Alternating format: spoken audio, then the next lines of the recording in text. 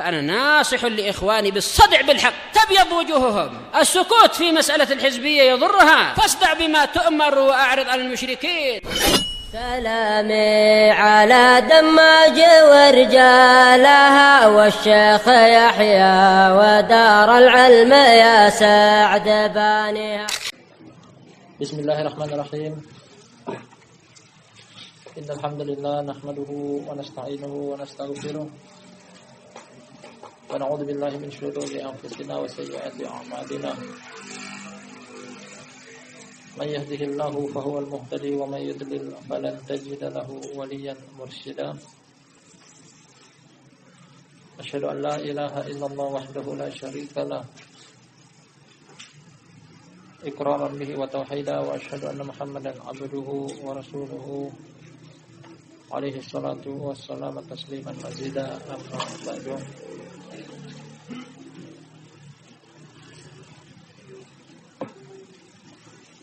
ikhwani fillah wa akhwati fillah, akramani wa akramakumullah. Masih tersisa satu dalil terakhir serta masail dari bab yang kelima dengan bunyi bab tafsir tauhid wa syahadati an la ilaha illallah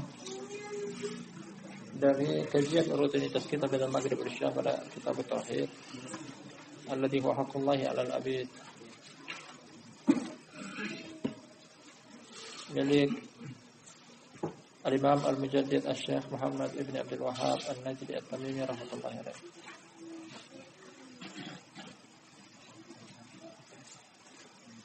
Telah kita sebutkan pada pertemuan malam terakhir bahwa bab ini keterkaitan dengan Kitab Tauhid secara umum serta bab-bab sebelumnya secara khusus.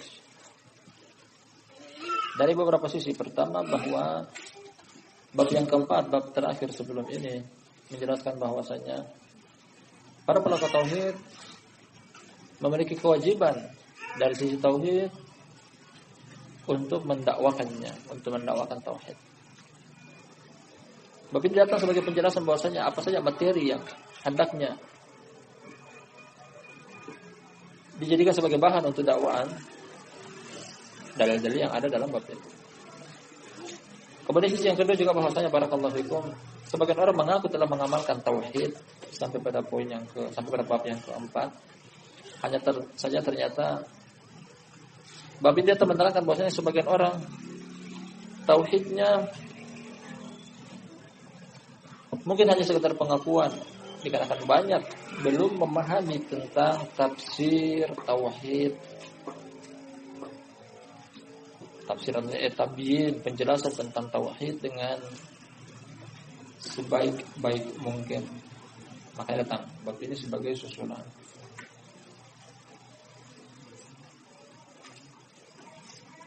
Kemudian bab ini sebagai bab terakhir, bab kelima sebagai bab terakhir sebelum beliau masuk secara menerangkan secara terperinci tentang hal-hal apa saja yang menyelisihi tauhid dengan macam ragam kesyirikan.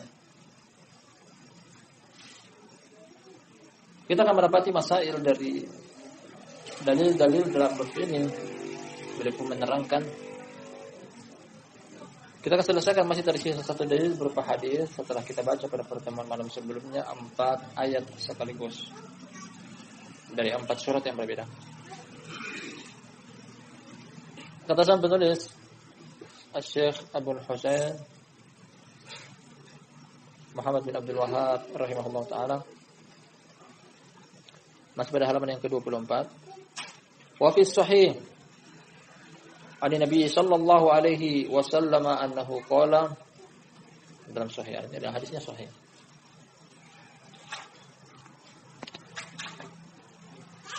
Dari Nabi sallallahu alaihi wasallam bahwasanya beliau berkata, "Man qala la ilaha illallah wa kafara bima yu'badu min dunillah harma maluhu wa damuhu wa hisabuhu 'ala Allah azza wa jalla."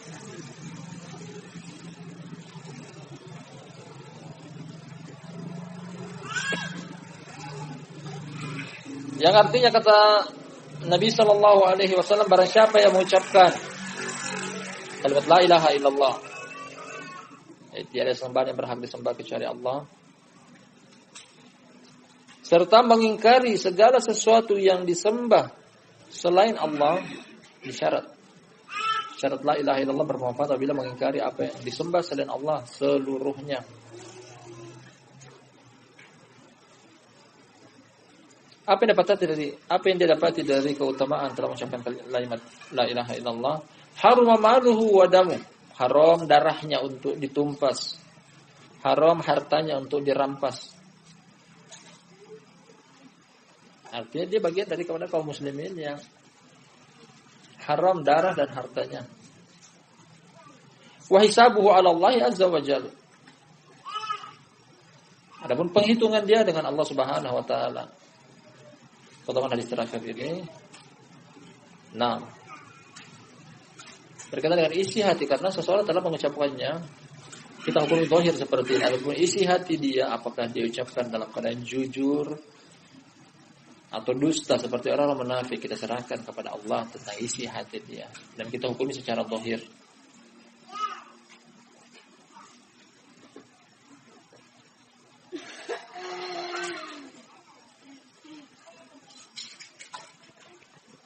Ini hadis sebagai landasan hukum terakhir dari judul bab di atas tentang tafsir la ilaha illallah. Keterkaitan antara hadis ini dengan judul bab di atas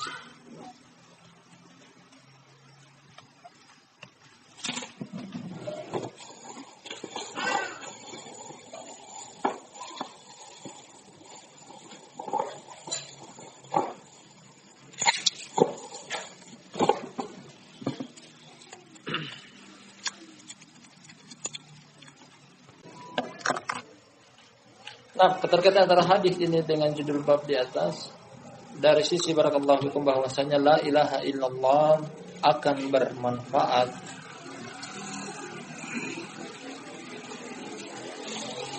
kalimat la ilaha illallah akan berguna bagi pelakunya yang mengucapkannya, yang mengamalkannya apabila dia mendatangkan syarat untuk mengingkari segala sesuatu yang disembah selain Allah Subhanahu wa taala. Kita katakan segala sesuatu apapun itu.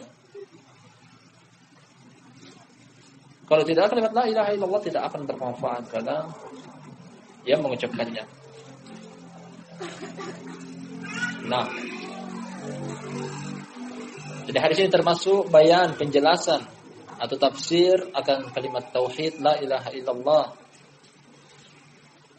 Kalau ternyata seorang mengucapkan kalimat la ilaha illallah ternyata masih ada sesembahan selain Allah Subhanahu wa taala yang dia anut, dia percayai, dia ibadahi, tauhidnya dia tercoreng. La ilaha illallahnya dia gugur. Artinya dia masih melakukan kesyirikan. Masih mencoreng tauhidnya dia dengan kesyirikan. Kemudian la ilaha illallah akan bermanfaat apabila Nabi SAW datangkan dengan lafaz ini. Wa kafara bima yu'badu min dunillah. Dia kufur dengan segala sesuatu yang disembah selain Allah. Mana kufur artinya adalah konsekuensinya. Nah, mengingkari dengan bentuk tidak diibadahi, tidak dipercayai, tidak diyakini bahwasanya itu adalah bermanfaat. Kemudian kufur yang mananya pengingkaran juga adalah dimusuhi, berlepas diri dan seterusnya. Konsekuensi dari kekafiran. Mengkufir segala sesuatu yang disembah selain Allah Subhanahu wa taala adalah berlepas diri dari mereka, membenci mereka, tidak percaya kepada mereka, menjauhi mereka. Kalimat la ilaha illallah tidak akan bermanfaat apabila seseorang masih percaya pada sesuatu yang besar. Nah, disembah selain Allah Subhanahu wa taala. Masih memiliki kedekatan. Karena makna kufur adalah konsekuensinya demikian. Ayat yang dan 6 dalil atau landasan hukum yang lain yang menguatkan akan hadis ini. Kata Allah Subhanahu wa taala, "Wa may yakfur bit-taghuti wa yu'min billah faqad istamsaka bil urwatil wuthqa." berpegang teguh dengan al-urwatul wusqa, datang tafsir yang beraneka ragam namun semuanya tidak saling menyelisih bahkan saling menguatkan. Urwatul wusqa adalah la ilaha illallah. Urwatul wusqa adalah Al-Qur'an. Urwatul wusqa adalah agama Islam. Tidak saling menyelisih bahkan saling menguatkan. Nah, seseorang berpegang teguh dengan urwatul wusqa dengan syarat bahwasanya dia beriman kepada Allah dan mengingkari togut, kufur kepada togut yang telah kita sebutkan. Al-Imam Ibnu Qayyim menafsirkan tentang togut dengan tafsiran yang paling dekat kepada kebenaran. Kullu ma tajawaza bihil abdu min matbu'in au ma'budin au muta'. Segala sesuatu yang hamba itu melampaui batas dalam hal diibadahi, ditaati serta diikuti. Kufur kepada tagut adalah syarat berlakunya kalimat la ilaha illallah. Artinya kalimat la ilaha illallah akan bermanfaat bagi seseorang apabila dia tidak menyembah hanya Allah Subhanahu wa taala, tidak mengikuti hanya Allah Subhanahu wa taala. Tidak dia taati kecuali Allah Subhanahu wa taala. Nah, kalau tidak berarti dia masih terjerumus ke dalam unsur kesyirikan.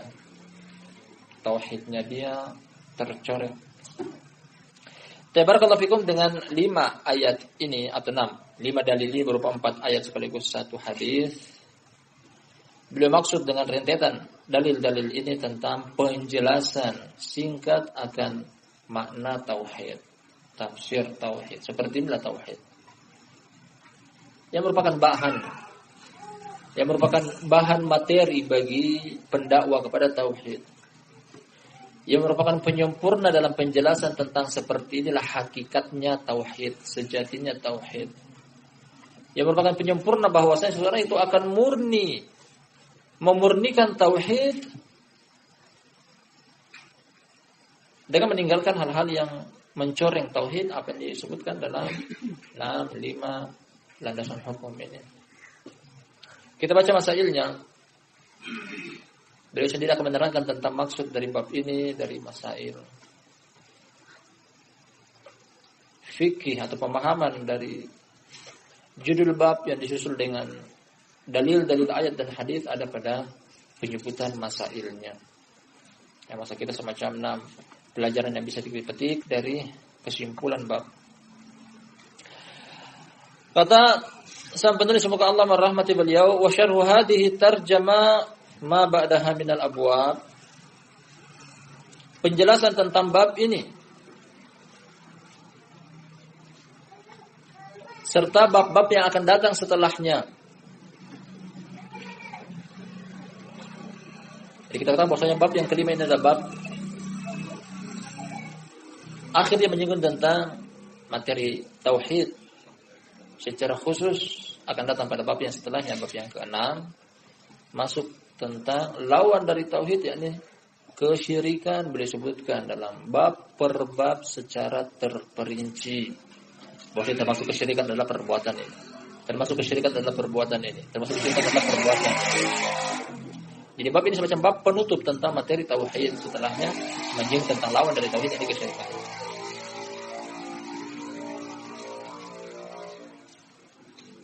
Fihi akbarul masail wa ahammiha, di dalamnya terdapat, beliau katakan di sini, materi yang paling besar serta yang paling penting. Jadikanlah ini sebagai penutup dalam materi tauhid, bahwasanya tauhid seseorang tidak akan sempurna, tidak akan berlaku kecuali dengan memahami dengan detail apa yang beliau jabarkan dalam landasan hukum berupa ayat dan hadis pada bab ini. Dan terbukti kita dapat sebagian orang bahwasanya aku telah mentauhidkan Allah dengan cara aku jadikan Allah, aku yakini, aku ideologikan di dalam benakku bahwasanya Allah sang pencipta, Allah pemberi rezeki, Allah pengatur alam semesta. Tapi ternyata masih takut kepada selain Allah. Tapi ternyata masih bertawakal kepada selain Allah. Tapi ternyata kecintaan dia bagi dua antara Allah dengan selain Allah. Tapi ternyata masih taat dan tunduk kepada selain Allah dalam hal bermaksiat kepada Allah. Buktinya tauhidnya dia belum bagus.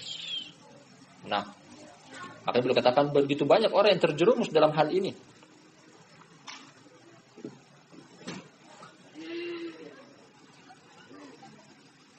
Makanya kita katakan Sampai pada titik ini sebelum kita membaca maksud dan tujuan dari masail dalam bab ini, bahwasanya permasalahan tauhid jangan dianggap adalah permasalahan yang remeh. Jangan dianggap permasalahan yang sepele. Butuh untuk dipahami dengan mendetail. Karena tauhid, lawan dari tauhid adalah syirik, yang mana konsekuensi dari tauhid dan syirik adalah surga atau neraka. Nah, surga atau neraka. Salah satu di antara dua opsi. Tauhid inilah menentukan bahwasanya engkau akan masuk ke dalam surga atau engkau akan masuk ke dalam neraka, waliyadzubillah. Nah, kita katakan bahwasanya memahami tauhid adalah memahami inti pokok dari dakwah para rasul. Memahami tauhid adalah memahami inti pokok dari tujuannya umat manusia diciptakan. Memahami tauhid adalah memahami tentang perkara yang paling Allah wajibkan kepada hamba-hambanya. Makanya jangan gagal paham, jangan salah paham, jangan tidak paham.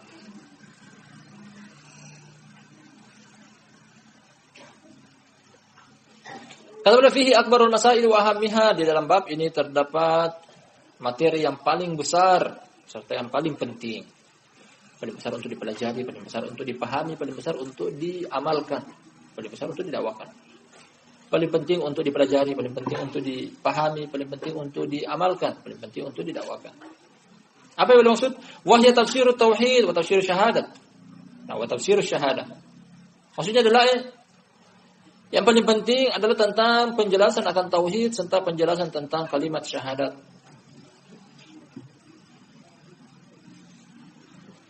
Singkatnya bahwasanya amalan yang lain Allah Subhanahu wa taala tidak akan terima dari seseorang berupa salat, puasa, zakat, haji sebelum tauhidnya bagus, sebelum tauhidnya beres, sebelum tauhidnya sempurna. Kalau tidak, yang lainnya tidak akan diterima. Ini paling fondasi. Seluruh amalan dinilai dari la ilaha illallahnya dulu. Kalau la ilaha illallah tidak sempurna, yang lainnya tidak akan diterima oleh Allah Subhanahu wa taala. Ucapkan kalimat la ilaha illallah 1000 kali dalam sehari. Nah, tapi ternyata masih menduakan Allah Subhanahu wa taala, rasa takut, mengharap, kecintaan, selalu menduakan Allah dalam hal-hal tersebut yang mana tidak diterima. Nah, hal-hal tersebut apabila Allah diduakan, Allah disekutuai. Wa bayyanaha bi umurin wadiha. Penjelasan akan tauhid, penjelasan akan syahadat la ilaha illallah dengan perkara-perkara yang jelas gamblang, minha di antaranya. Ada 5 masail dalam bab ini. 5 masail sebanyak 5 dalil dalam bab. Minha di antaranya adalah yang paling pertama.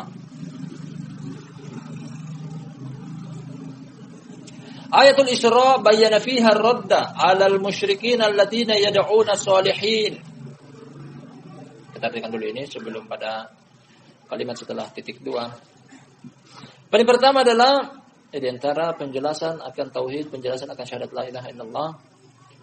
Ayat dari surat Al-Isra menjelaskan di dalamnya tentang bantahan bagi orang-orang musyrik yang menyeru kepada orang-orang soleh. Mereka berdoa kepada orang soleh. Butuh untuk penjelasan lebih gamblang. Karena ini syubhat. Ini syubhat yang kalau tidak kita memahaminya, belum tentu kita bisa membantah syubhat tersebut. Ketika kita tanyakan kepada mereka, kenapa kalian datang ke kuburan wali fulan? Dalam perbuatan kesyirikan. Mereka mengatakan bahwasanya bagaimana kesyirikan?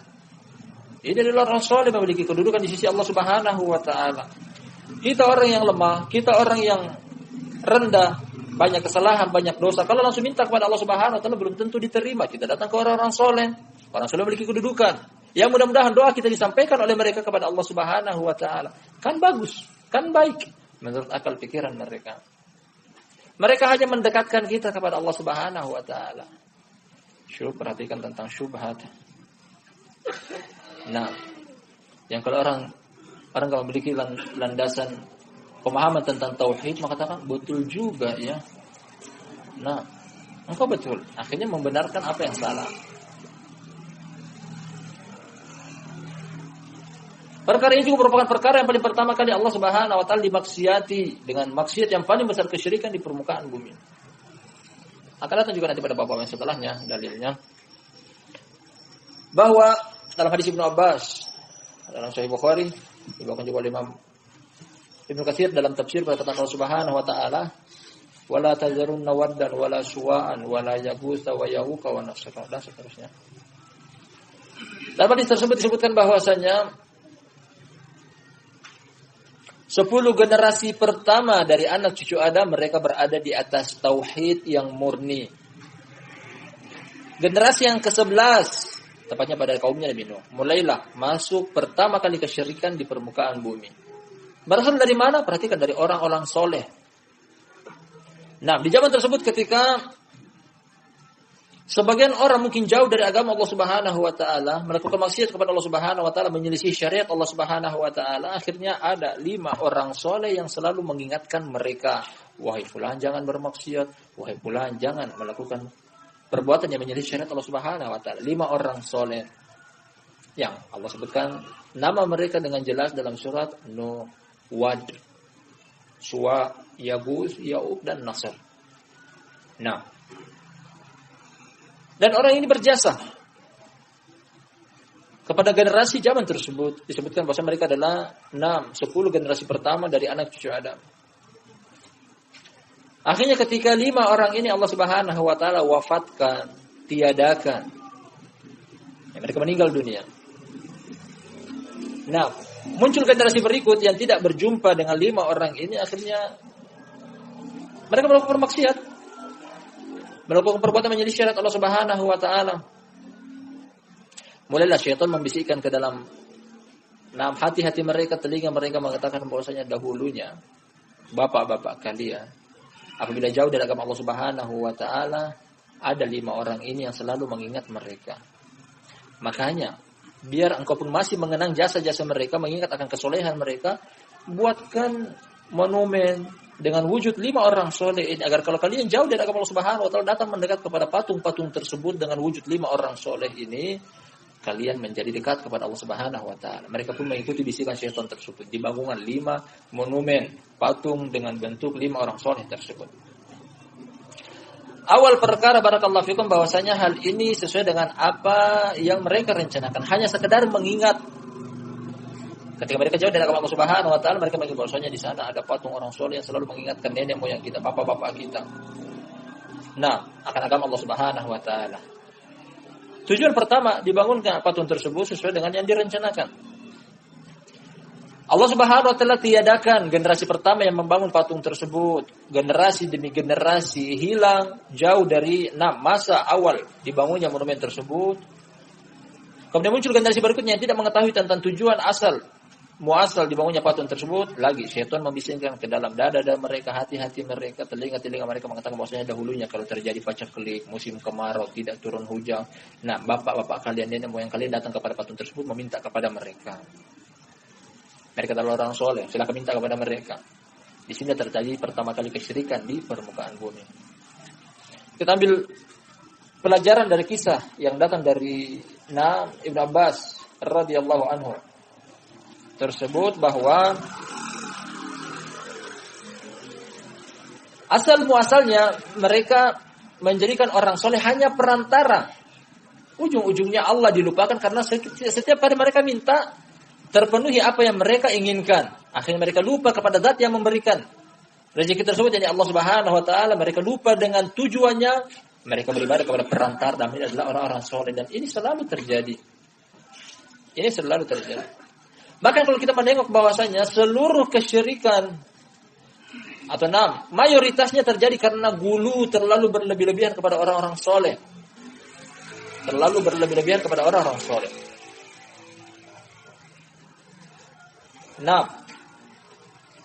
Di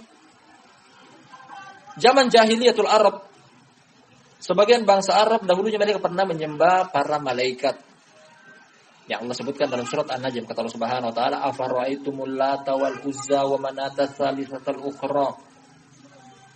Ini adalah nama-nama para malaikat yang mereka anggap adalah anak perempuan Allah. Mereka sembah orang-orang soleh. Kaum Nasrani mereka menyembah orang soleh, mereka anggap adalah orang soleh, yakni Nabi Isa alaihissalam. Kemudian sebagian berhala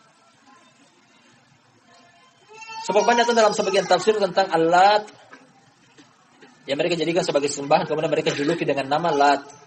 Lat adalah seorang soleh yang dahulunya dia berprofesi sebagai pengadon-adonan roti, namanya Lata Yalutu, artinya mengadon roti. Kemudian dari adonan roti tersebut dia bagi-bagikan kepada para jemaah haji secara gratis. Dengan perbuatan ini dianggap orang soleh, memiliki kedudukan di sisi Allah Subhanahu wa taala. Ketika dia meninggal akhirnya dibuatkan monumen dengan wujud dia akhirnya disembah selain Allah Subhanahu wa taala. Intinya kesyirikan berasal dari gulu terhadap orang-orang soleh pada mayoritas 6 sebab kesyirikan. Dari apa yang kita baca di depan boleh jadikan sebagai landasan hukum paling pertama bahwa kisahnya 6 ada sebagian manusia pada 2 riwayat menyembah malaikat, ada juga menyembah jin, ada menyembah orang-orang soleh. Kemudian ketika 6 jin ini masuk Islam, akhirnya yang menyembah mereka tanpa menyadari bahwasanya jin telah masuk Islam, mereka tetap berada dalam kesyirikan mereka. Gulu terhadap orang-orang soleh, menggiring orang untuk melakukan kesyirikan kepada Allah Subhanahu wa taala. Ternyata ini adalah sebab kesyirikan. Bahkan kata beliau, bayanu anna hadha huwa syirkul akbar. Penjelasan bahwasanya ini adalah syirik akbar, bukan cuma sebab, bahkan itulah syirik.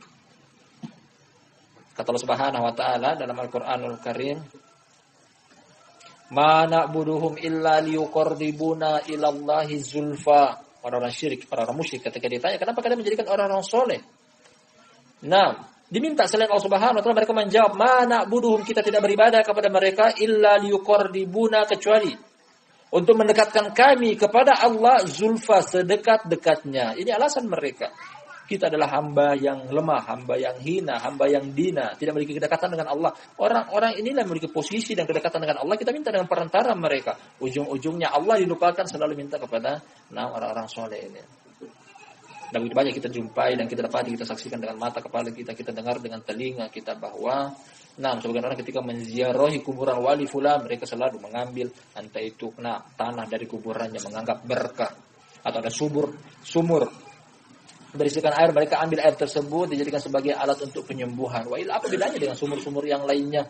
Hanya menganggap bahwasanya tempat tersebut berbarokah, padahal barokah dari Allah Subhanahu wa taala, bukan dari sumur di samping kuburan wali fulan atau wali Allah. Kesyirikan. Kesyirikan. Karena nama orang-orang soleh hanyalah sebagai tameng dari syaitan untuk menggoda umat manusia. Wa illa seluruh penyembahan selain Allah Subhanahu wa taala yang berperan di balik layar adalah jin atau syaitan. Perhatikan datang dalam surat Sabah, kata Allah Subhanahu wa taala menerangkan akan hal tersebut, wa yauma nahsyuruhum jami'an tsumma naqulu lil malaikati aha ulai iyyakum kanu ya'budun qalu subhanaka anta waliyuna min dunihim bal kanu ya'budunal jinna aktsarahum bihim mu'minun.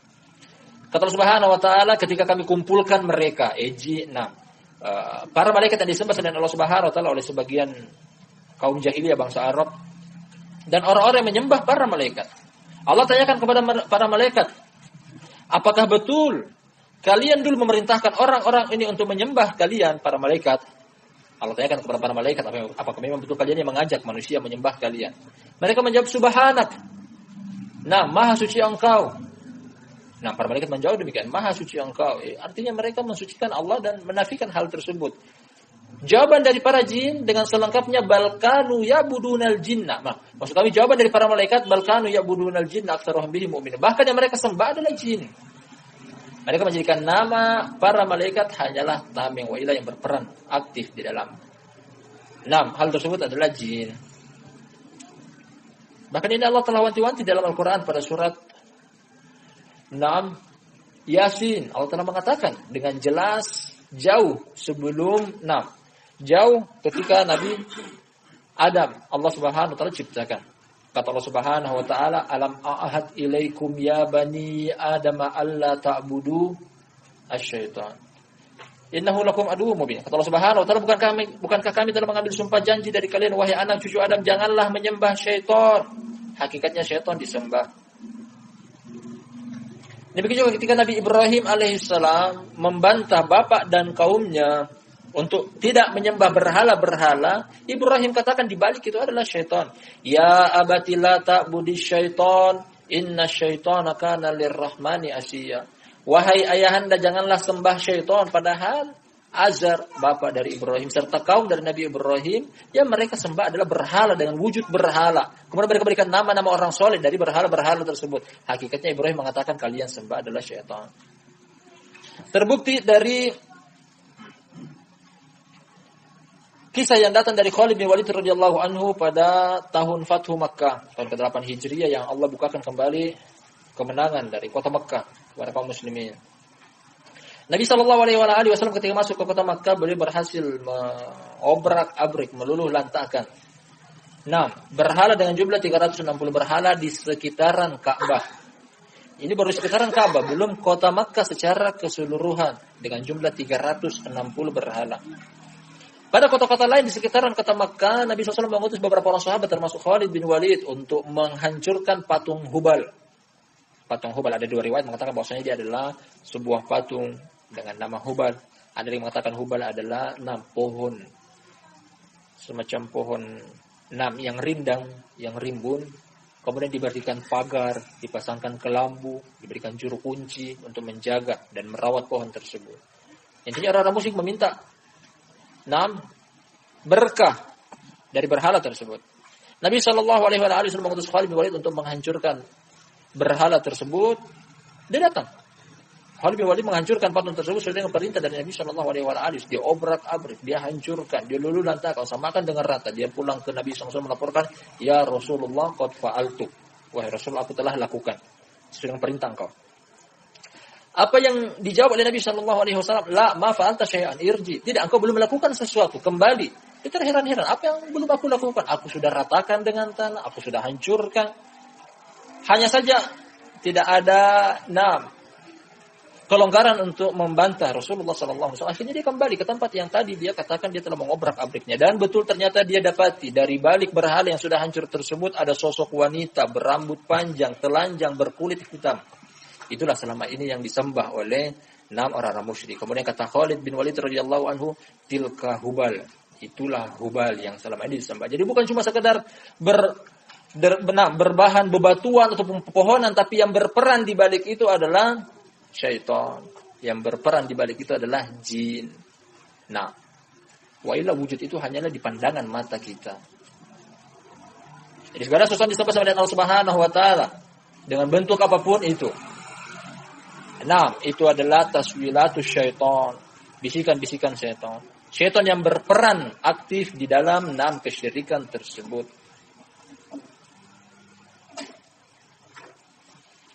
Terbukti dari hadis kata Nabi SAW dalam hadis kalau nggak salah Jabir radhiyallahu anhu, kata beliau, "Inna syaitana qad aisa ay ya'budahul musalluna fi jaziratil Arab, walakin fit tahrishi bainahum." Kata Nabi SAW, syaitan telah berputus asa dia akan disembah di Jazirah Arab. Di Jazirah Arab. Hanya saja dia goda dari sisi apa? Tahrish bainahum. Untuk memperdaya mereka, untuk mencerai-beraikan mereka, untuk membuat mereka bertengkar, berselisih, berbeda pendapat. Kita ambil pada potongan awal dari hadis ini, inna syaitan qad aisa ya'budahul musallun. Syaitan telah berputus asa untuk disembah. Hakikatnya memang yang dia inginkan adalah dia disembah selain Allah Subhanahu wa taala. Disembah, diikuti dan ditaati. Ini betulnya kesyirikan. Dan begitu banyak orang terjerumus dalam hal ini mengaku telah mentauhidkan Allah Subhanahu wa taala tapi ternyata menjadikan orang-orang soleh sekutu dan tandingan bagi Allah Subhanahu wa taala. Waliyadzubillah. Wa minha tafsir yang kedua. Tafsir tentang tauhid. Hanya sih di sini terdapat takdim wa ta'khir. Ayatnya kisah Ibrahim lebih duluan.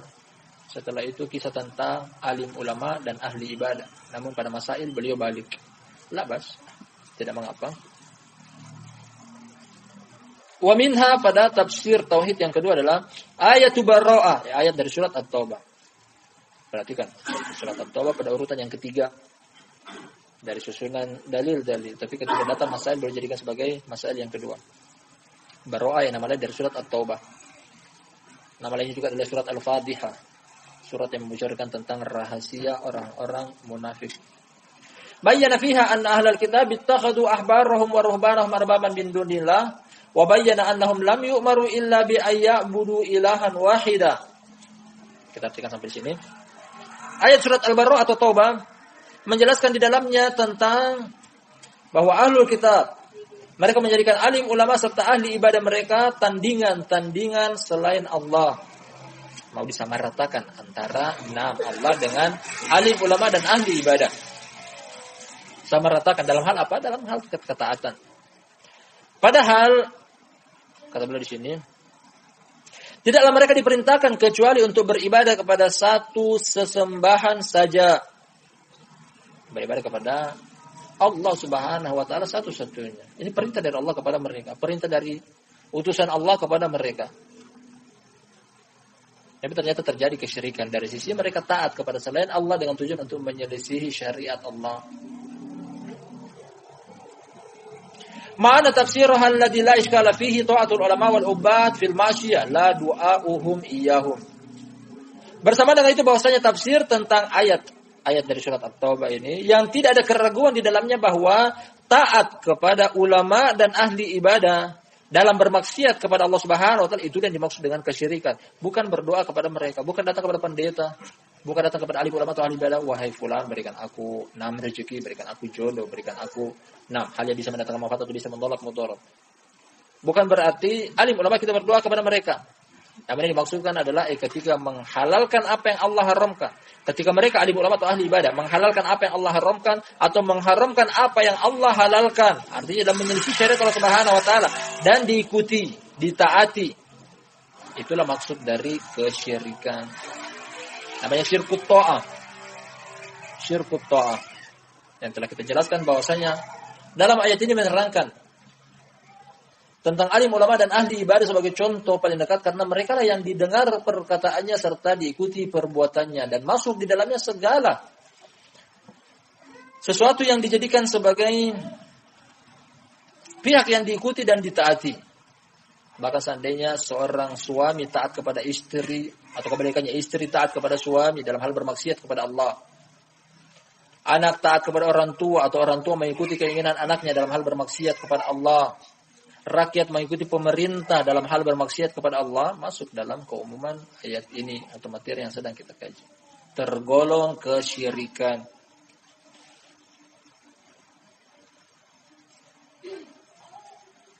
Ini kata kuncinya bahwasanya menyelisih syariat Allah Subhanahu wa taala mengikuti sebagian pihak siapapun dia.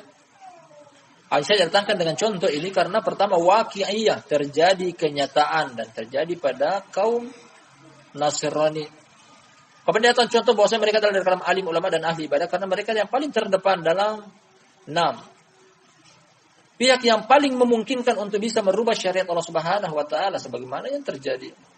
Menghalalkan apa yang Allah haramkan atau mengharamkan apa yang Allah halalkan. La ilaha illallah, begitu banyak kalau begitu orang yang terjerumus ke dalam kesyirikan. Suami memenuhi keinginan istrinya yang mau bermaksiat kepada Allah Subhanahu wa taala, diikuti, ditaati. Kebalikannya lagi, istri mengikuti keinginan suaminya dalam hal bermaksiat kepada Allah Subhanahu wa taala, diikuti dan ditaati. Orang tua mengikuti keinginan anaknya dan kebalikannya anak menuruti perintah orang tuanya dalam hal bermaksiat.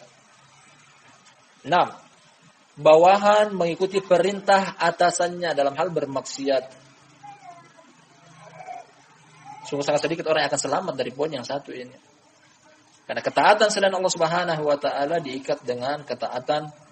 Ketaatan kepada selain Allah dari kalangan para makhluk diikat apabila ketaatan tersebut dibawa ketaatan kepada Allah. Apabila tidak sesuai dengan ketaatan kepada Allah tergolong kesyirikan.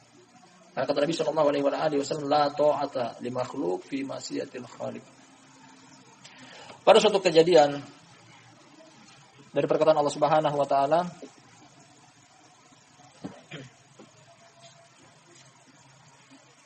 ya ayyuhalladzina amanu atiiullaha wa atiiur rasula wa ulil amri minhum. Wahai segenap orang yang beriman, taatlah kepada Allah, taatlah kepada Rasul dan para pemimpin di antara kalian.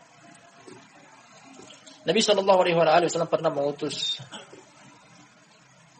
satu regu pasukan untuk melakukan misi dan visi jihad ketika itu yang dipimpin oleh seorang sahabat namanya Abdullah bin Hudzafah. Abdullah bin Hudzafah. Dia diangkat menjadi pemimpin perang. Kemudian orang ini terkenal bahwasanya terkadang dia bercanda, bersenda gurau, hanya saja berlebihan. Karena dia pemimpin, dia manfaatkan kepemimpinan dia pada perjalanan safar dengan tujuan jihad. Dia katakan kepada pasukan perangnya, ayo kumpulkan kayu bakar. Mereka kumpulkan sesuai dengan perintah dari pemimpin.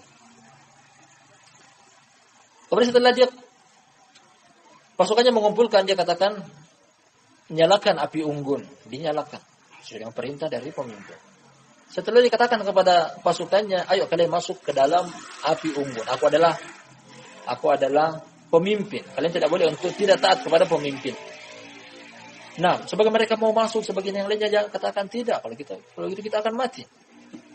Nah, makanya perkara ini mereka naikkan sampai kepada Nabi SAW. Kata beliau sambil mengatakan, la ta'ata li makhluq fi ma'siyatil khaliq. Meskipun dia beristidlal dengan ayat bahwasanya atiullah wa atiur rasul wa ulil amri minkum. Taatlah kepada Allah, taatlah kepada Rasul, taatlah kepada para pemimpin. Abdullah bin Hudzafah adalah pemimpin, boleh taat kepada dia. Namun Nabi SAW mengingat bahwasanya la ta'ata li makhluq fi ma'siyatil khaliq. Tidak ada ketaatan kepada makhluk apabila bentuknya bermaksiat kepada Sang Pencipta. Ini bermaksiat kepada Sang Pencipta. Membunuh diri tanpa ada alasan tertentu. Ya berarti bermaksiat. Kemudian Nabi SAW memberikan wanti-wanti kepada mereka bahwasanya lau dakhaltumuhu ma takhruju minha abadan. Atau semisalnya kata Nabi SAW, seandainya kalian masuk ke dalam api unggun tersebut, kalian tidak akan pernah keluar selama-lamanya.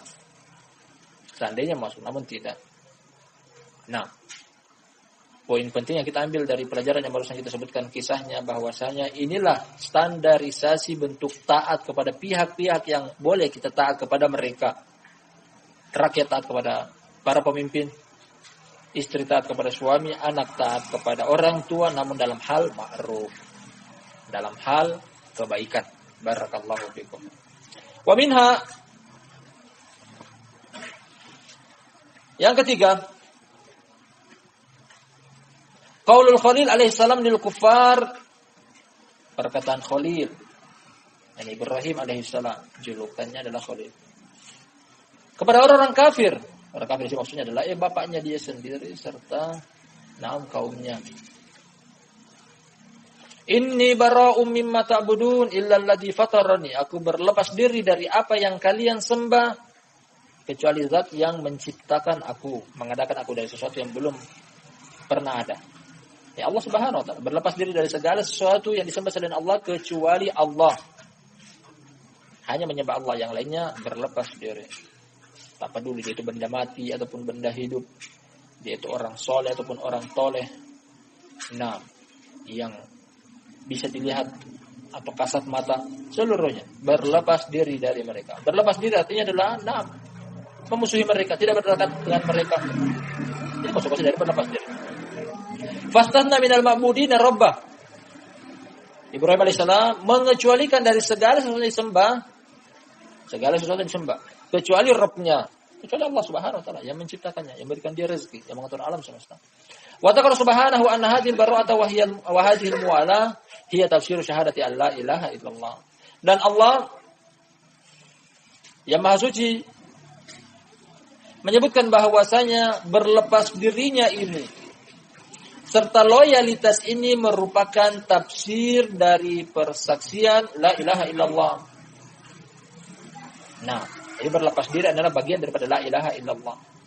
Berlepas diri kepada orang-orang musyrik merupakan syarat berlakunya kalimat la ilaha illallah. Dengan perkataannya, faqala wa ja'alaha kalimatan baqiyatan fi 'aqibihi la'allahum yarji'un. Dan Allah jadikan ini kalimat yang terus diwarisi, masih tersisa di anak keturunannya. La'allahum yarji'un, semoga mereka mau kembali.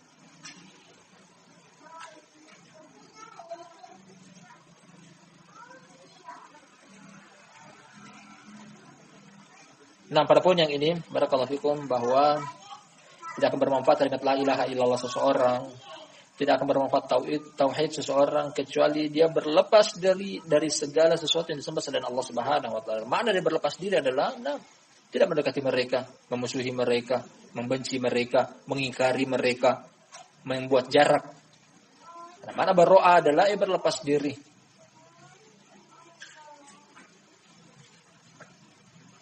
Dan pengakuan tentang berlepas diri begitu banyak dalam Al-Quran kepada pihak-pihak yang Allah dan Rasulnya berlepas diri dari mereka.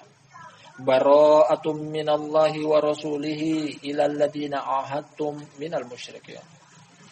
Kata Allah Subhanahu wa taala, berlepas diri dari Allah dan Rasulnya dari orang-orang yang melakukan perjanjian dengan kamu, wahai Muhammad sallallahu alaihi wasallam, dari kalangan orang-orang musyrik.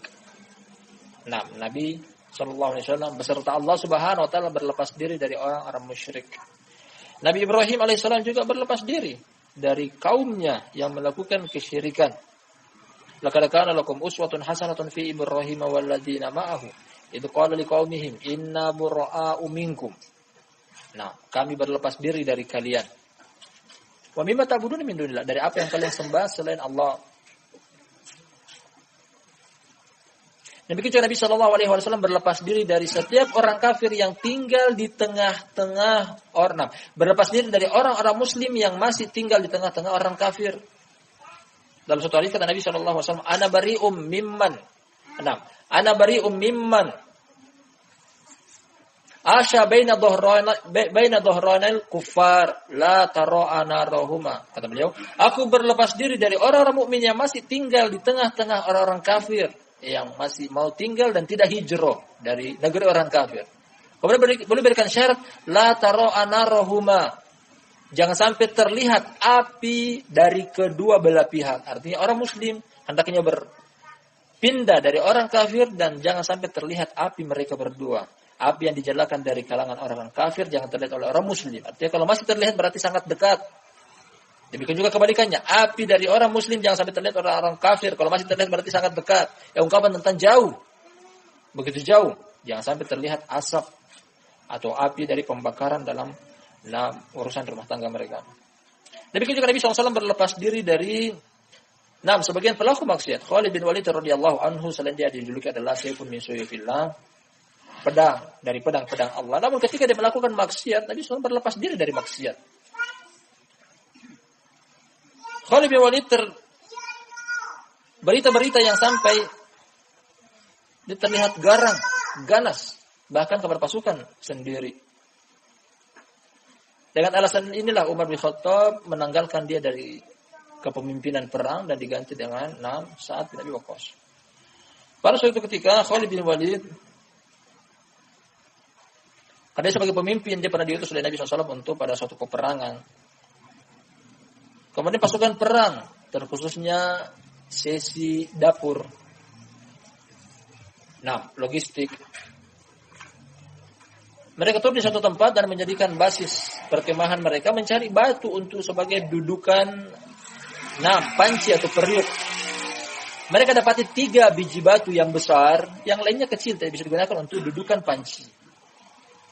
Kemudian ada seseorang dari pasukan yang ternyata dia tidak taat kepada Khalid bin Walid. Akhirnya Khalid bin Walid mengatakan bahwasanya kalian kurang batu satu, sini ambil orang yang bermaksiat tadi, dia penggal lehernya, dijadikan batunya sebagai batu dudukan panci yang keempat. Batu yang keempat untuk dudukan panci. Karena mereka butuh 4 batu, hanya dapat 3 batu. Satunya dipakai kepala pasukannya sendiri. Berita ini sampai ke telinga Nabi SAW, kemudian beliau mengatakan, Allahumma inni bari'un mimma sona'a Khalid. Ya Allah, aku berlepas diri dari apa yang dilakukan oleh Khalid. Namun beliau tetap mempertahankan tentang posisi kepemimpinan perang dia. Hanya saja kita ambil pelajaran bahwasanya beliau berlepas diri. Kalau dari kaum muslimin yang melakukan maksiat terkhususnya besar dan terang-terangan, Nabi SAW berlepas diri. Oleh karena itu terhadap orang-orang kafir lebih berlepas diri karena lebih pantas. Berlepas diri. Ini makna dari bahwasanya tauhid seseorang tidak akan sempurna kecuali dengan berlepas diri dari para pelaku kesyirikan yang menyelisihi tauhid.